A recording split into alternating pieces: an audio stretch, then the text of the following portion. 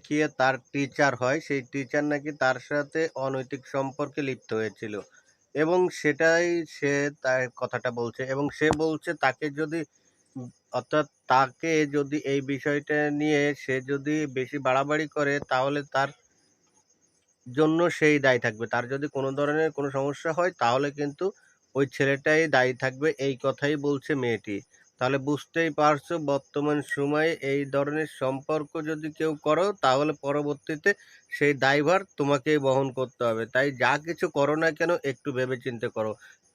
তো বুঝতেই পারছো বর্তমান সময়ের জেনারেশনের চিন্তাভাবনা, কথাবার্তা, চলাফেরা সবকিছুই কিন্তু সহজভাবে নিলে চলবে না। এটাকে বহুতভাবে চিন্তা করে অন্তত পক্ষে নিজের না হলেও নিজের পরিবার-পরিজনের কথা চিন্তা করে, তাদের মান-সম্মানের কথা চিন্তা করে নিজেকে অন্তত পক্ষে এতটুকু গুছিয়ে রাখার চেষ্টা করো যাতে করে এই ধরনের সমস্যার সম্মুখীন তোমাদেরকে না হতে হয়। তাহলে বুঝতেই পারছো যে এই ধরনের সমস্যার সম্মুখীন হলে শুধু একা নয়, কয়েকটা পরিবারের মধ্যেই এই ধরনের পরিবারগুলি ধ্বংস হয়ে যাচ্ছে। অর্থাৎ এই ধরনের পরিবারগুলি থেকে এই কারণেই কিন্তু শুধুমাত্র তোমাদের জন্যই কিন্তু এই পরিবারগুলি আজকের এই কষ্টের দিন পার করছে। তাই তোমরা যদি সাবধান হয়ে যাও, ভালো হয়ে যাও, তাহলে ভবিষ্যতে অন্ততপক্ষে তোমার পরিবার ভালো থাকবে, সাবধানে থাকবে, সুন্দর হবে তোমার আগামীর পথ চলা তোমাদের। সেই কামনায় শেষ করছি। তোমরাও ভালো থাকো।